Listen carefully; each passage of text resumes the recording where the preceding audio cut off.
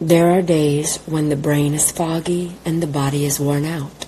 We feel a fraction of what we know we are in terms of our abilities, cognition, and creativity, and we find ourselves utterly exhausted.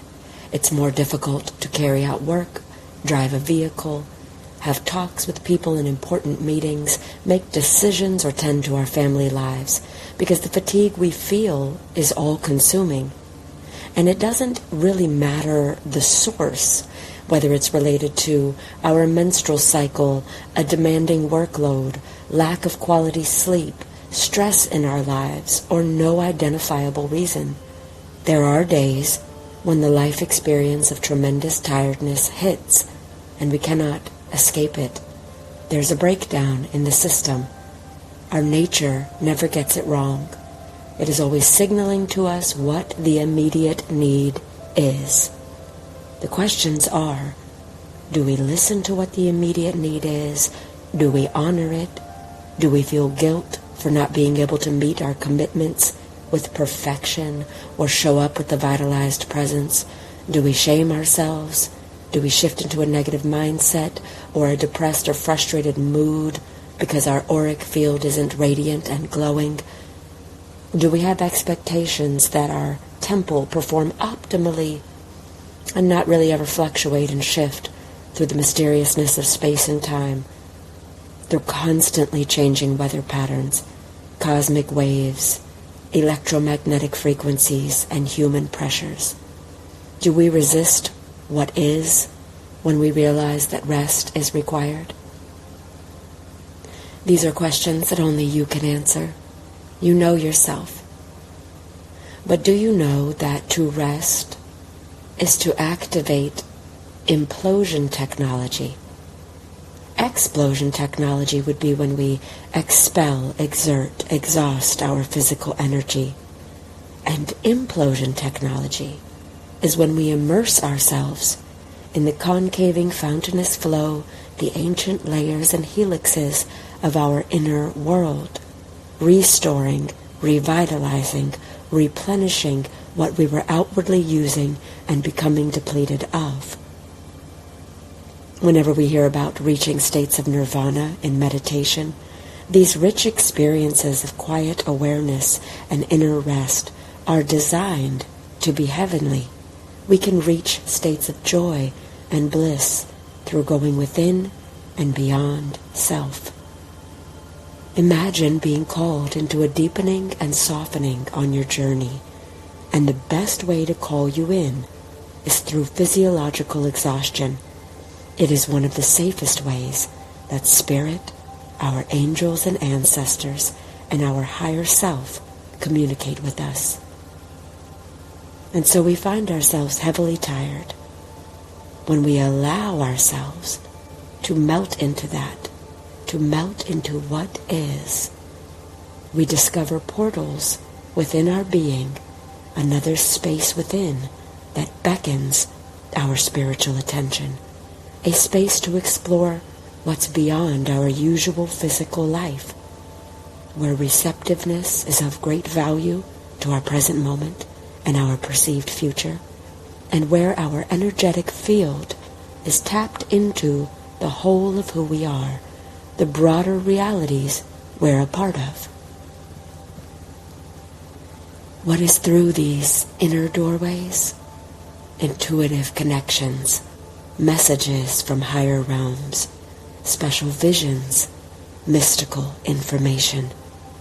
There is magic in the lucidity when our other faculties fail to be sharp, when we accept the invitation that tiredness sends us to slip into the dimensional pull and experience another fully functioning part of our aliveness.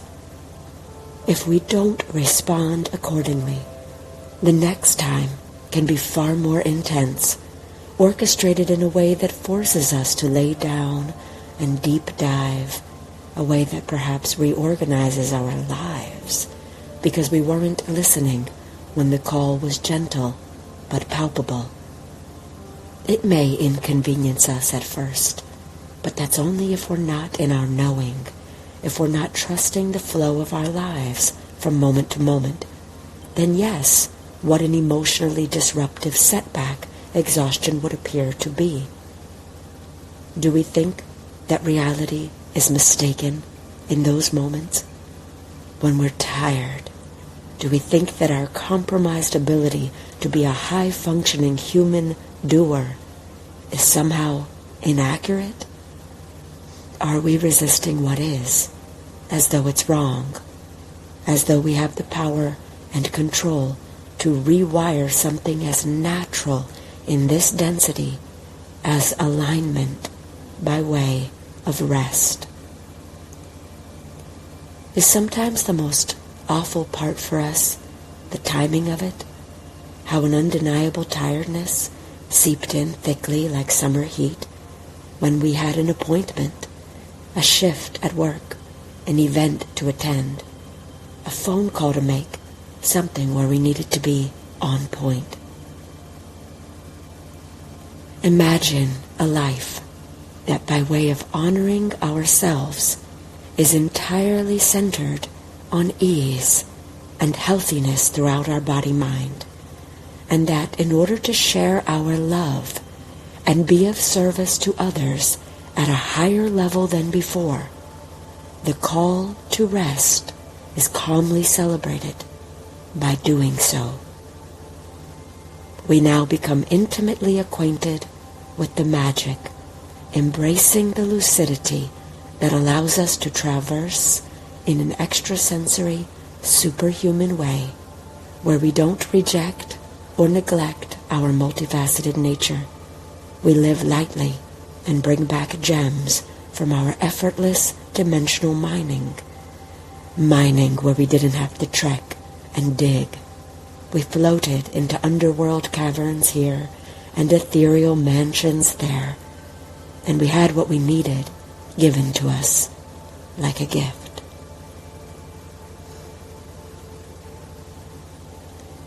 The masterful practice of empowered vulnerability. Empowered vulnerability.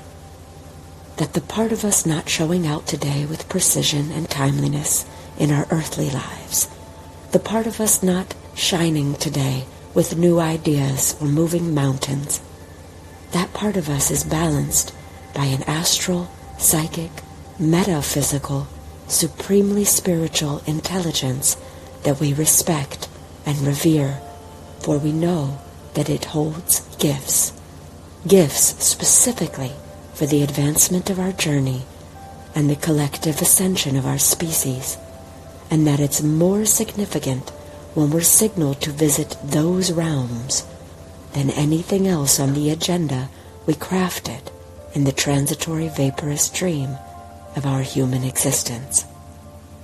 How will we respond to the call, to the invitation, to the gentle signals to relax into what is and more richly become what we don't yet remember? It is safe to surrender, to unapologetically venture wherever our inner guidance points us, obliging without mustering faith or trust, because there is pure knowing. We know that it isn't wrong, it isn't an inconvenience to our lives. It is course correction with directional accuracy, and though the destination is unknown, the gifts are guaranteed. So we take heed, we don't explain, we inform others of our needs and proceed. Physical fatigue is but an echo rippling from our soul, which mightily summons us via physiological signals. Will we recognize that this is an echo from something our soul wishes to convey, which is best received through delivering ourselves to a resting place for peaceful passing into the moreness of what we are? And when we return, we'll apply what we learn.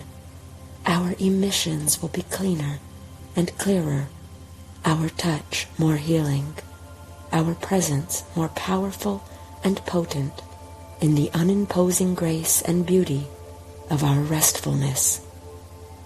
We come back embodying what we used to speak of. Our words are less now, our impact more. We know of the magic in the lucidity, the layers to this life, the blessings within these states of tiredness. We honor the need to relieve ourselves of doingness and enter the reprieve of beingness. This is our divine right, our way of honoring God, which is always channeling through us, especially felt when we melt into states of relaxation and rest, as those states heighten our receptivity, because peace is our born proclivity. No resistance to what is.